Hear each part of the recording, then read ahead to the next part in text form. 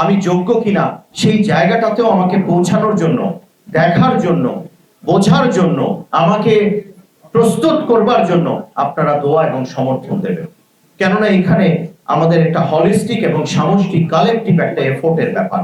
চট্টগ্রাম 10 সংসদীয় আসনে বাংলাদেশ জাতীয়তাবাদী দল বিএনপি মনোনীত সংসদ সদস্য পদপ্রার্থী সাইদ আল নোমানের সঙ্গে স্থানীয় ও জাতীয় পর্যায়ের গণমাধ্যম কর্মীদের মতবিনিময় সভা ও মধ্যাহ্নভোজ অনুষ্ঠিত হয়েছে। না, এটা এমনি কে তৈরি করেছে, পরিচিতি আছে।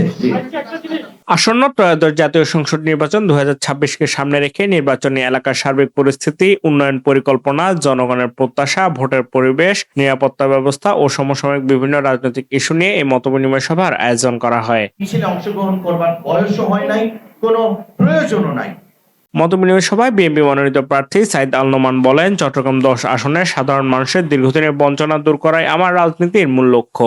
নির্বাচন কেন্দ্রিক, সেটা 16 থেকে একটা দিন বাদ দিতে হবে 4। আমি ওই 5 তারিখ থেকে 15টা দিন বা 14টা দিনে 2 সপ্তাহ করতে পেরেছি।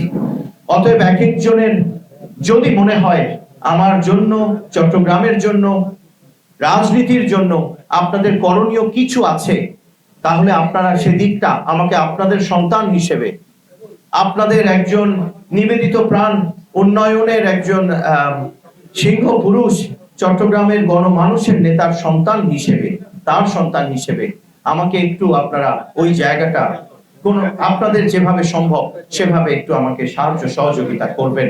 শুধু সাংবাদিক ভাই হিসেবে বলছি না, একেবারে চট্টগ্রামের আরেকজন নাগরিক হিসেবে বলছি। আর বাদ বাকি সময়টায় আমি চেষ্টা করে যাব, 118 দিনের মতো পাবো হয়তো। এক এক দিন যদি 10 ঘন্টা 12 ঘন্টা করে হাঁটি, অন্তত 200-250 ঘন্টা হাঁটার চেষ্টা করব, এই শক্তিটা যেন পাই। আপনাদের সবাইকে ধন্যবাদ। আসসালামু আলাইকুম ওয়া রাহমাতুল্লাহি ওয়া বারাকাতুহু। মতবিনিময় সভা শেষে সাংবাদিকদের সম্মানে মধ্যাহ্নভোজের আয়োজন করা হয়। বাংলাদেশের চেহারা সাফায়েত মোর্শেদ, নিউজ ডে 24।